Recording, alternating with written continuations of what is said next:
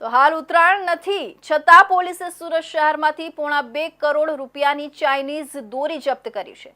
LCB સ્ક્વોડે થોડાક દિવસો પહેલા યાનના નામે ચાઇનીઝ દોરી બનાવી રહેલી ફેક્ટરી ઝડપી હતી। એની તપાસમાં મોટો ઘટસ્ફોટ થયો છે।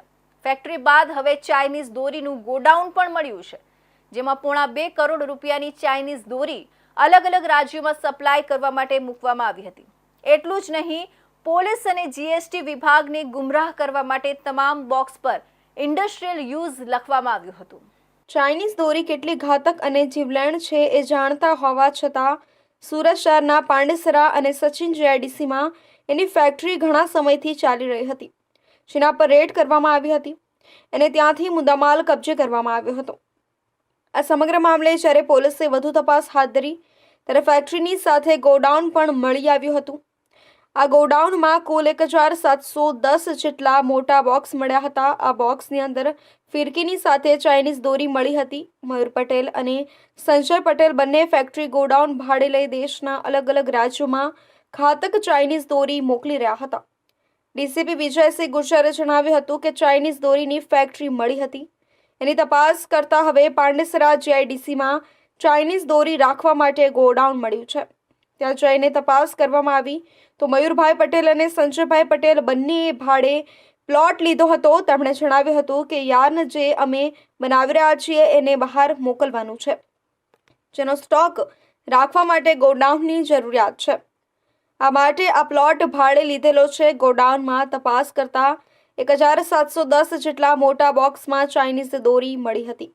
એક બોક્સની અંદર 40 થી 60 જેટલી ચાઇનીઝ દોરી સાથે ફિરકી મૂકવામાં આવી હતી।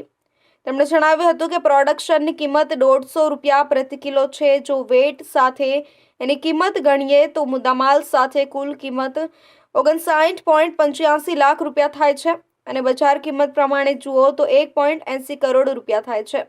पांडेसरा पुलिस स्टेशन विस्तार में जीआईडीसी में थोड़े दिन पहले एक चाइनीज़ मांझा बनाने की पूरी फैक्ट्री है, वो जोन 4 एलसीबी टीम ने पांडेसरा पुलिस स्टेशन की टीम के साथ मिलकर वो फैक्ट्री पकड़ी थी और उसी का ही फर्दर इन्वेस्टिगेशन चल रहा था। तो हमें इन्फॉर्मेशन मिली कि पांडेसरा जीआईडीसी में ही 317A नंबर का एक प्लॉट है, वहाँ पे गोडाउन में बहुत सारा प्रतिबंधित जो चाइनीज़ डोरी है उसका स्टोर किया हुआ है।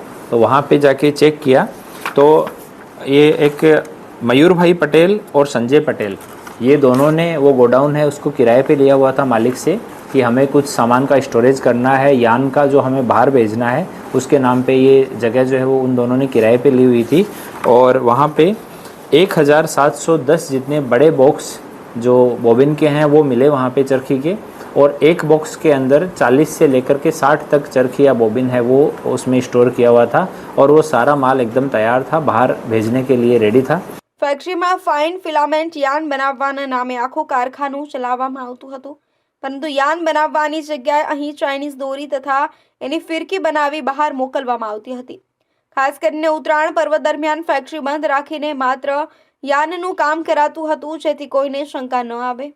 ઉત્તરાયણ પર્વ પસાર થયા બાદ આખા વર્ષ દરમિયાન ચાઇનીઝ દોરી અને ફિરકી બનાવવાનું કામ શરૂ કરાતું હતું અને આ દોરીને અલગ અલગ શહેરોમાં મોકલી વેચાણ કરવામાં આવતું હતું।